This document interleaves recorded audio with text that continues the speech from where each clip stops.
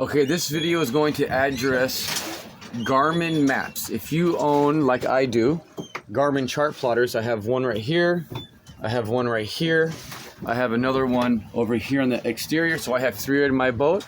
I rely on downloading Garmin charts onto my Chartplotters, and this is how I navigate through the oceans and traveling around the world.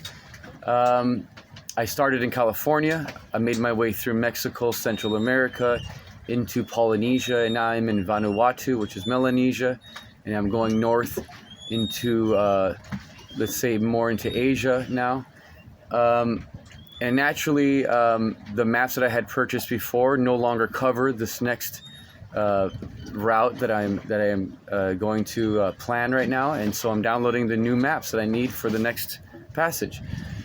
I go on to Garmin.com and I hit the Marine tab, then I hit the Chart by Charts tab.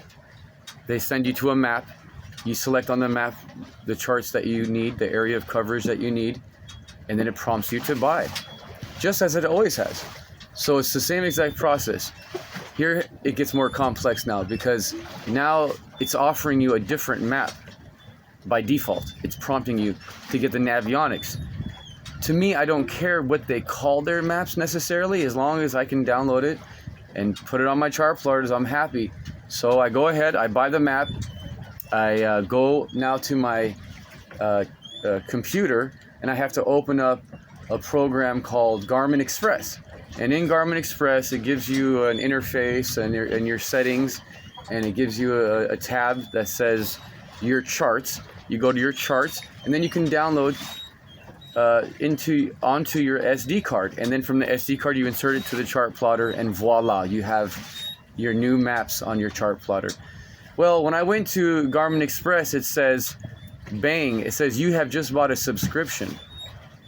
And here I'm starting to, my eyes are starting to widen here. I'm thinking, no, I did not want to buy a subscription. I just wanted to buy a good old-fashioned map for my chart plotter. And I started to panic, and I started to realize, wait a minute, is this something different? I looked at it, yeah, it's they're calling it Navionics now. So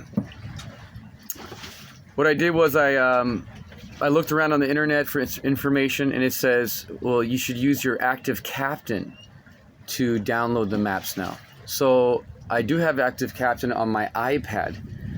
They do not offer Active Captain for your computer. Your more powerful computer. Here is a MacBook Pro 2021 with every bell and whistle, Wi-Fi, Bluetooth, everything you can think of. And they do not offer Active Captain for your more powerful computer, your more standardized. Everybody has a computer. Not everybody has the fancy tablets. I happen to have the tablet. And yes, I have the Active Captain installed, because I've just looked around there, but I don't depend on it, because I didn't need to. I had a system that worked. It was the simplest system there was. This Active Captain is all feature loaded, and that's why I don't like it. In fact, it's just too much. I don't want to mess with my tablet when I'm navigating. That's why I have the hardware installed chart plotters.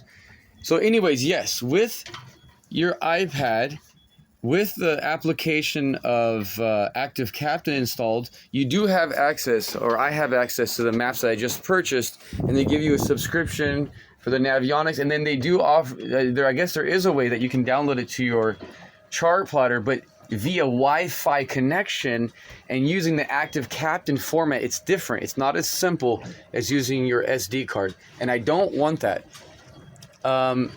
So as you can see, they're making it extremely difficult and trivial for something that is extremely vital for passage makers, navigators who actually put their life, trust, and their money into the Garmin reputation. I sent them an email and I said, I would like to have a refund for what I purchased, the Navionics. I want to go back to what I always use, the G3. And hopefully they'll just grant me the refund, and then now I've already lost this day. I've already lost temporarily my money, unless they don't grant me and they just tell me to stuff it, and I didn't read the small print, and now I gotta buy another $300 for the same 2 maps. I really hope Garmin doesn't do that to me. I will have a follow-up on this video, or I'll also have a follow-up regardless as to what is the solution in this circumstance. I hope this helps some other Garmin users out there or prospective users. Cheers.